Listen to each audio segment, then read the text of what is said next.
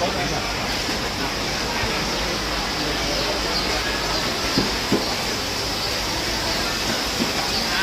หมึกสวยย่างได้นะ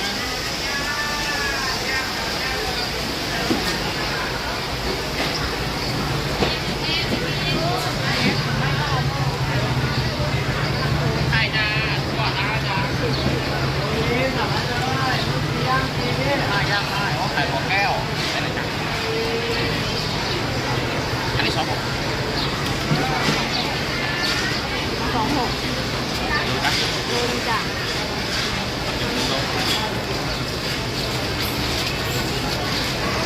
ทางโน้นี่กันด้วยครับ200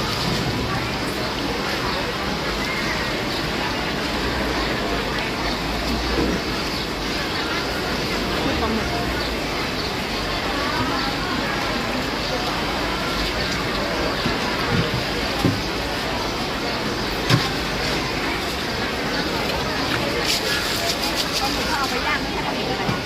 ย่างเหรอจ๊ะ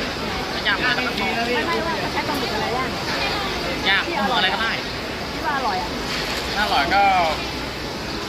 มันเยอะเขาจะย่างเหมือนพวกปลาหมึกอะไรบ้างเป็นแบนใหญ่ๆไม่ใช่ปลาหมึกกล้วยอ่ะหมึกกระดองหมึกกระดองครับครับระวังรถนะคะพี่ระวังรถนะคะ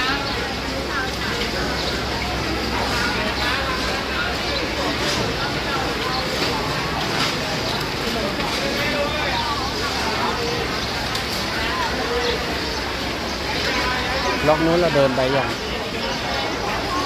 ล็อกนู้นเราเดินไปยังเหรอเท่าไหร่นะคะ195จ้า1กี่20 บาทนะได้ครับผม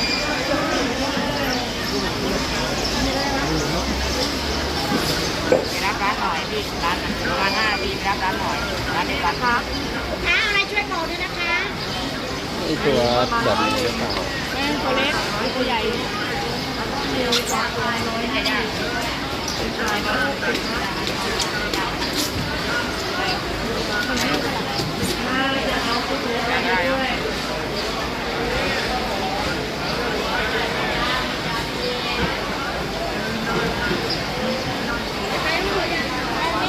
อ๋อ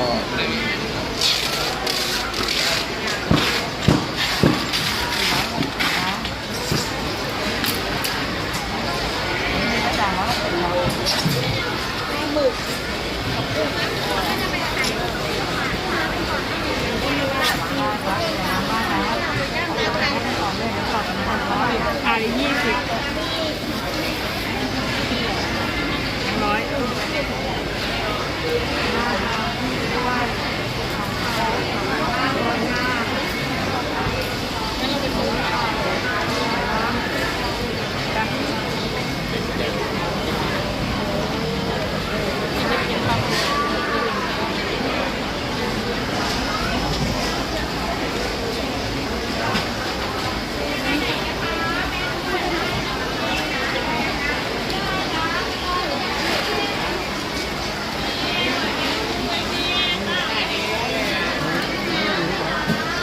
ไม่มีแล้วแม่ไม่ได้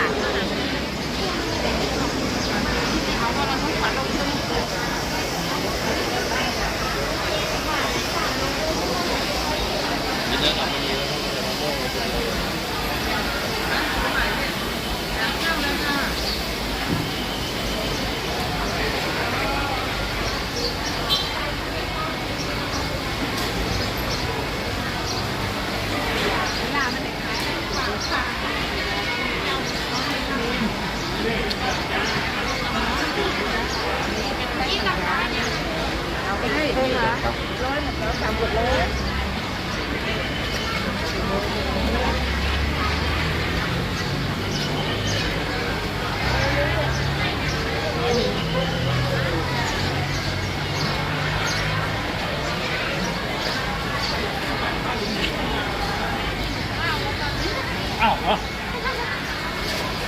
นี่เหรอ90 บาทพี่ทนมันไม่ได้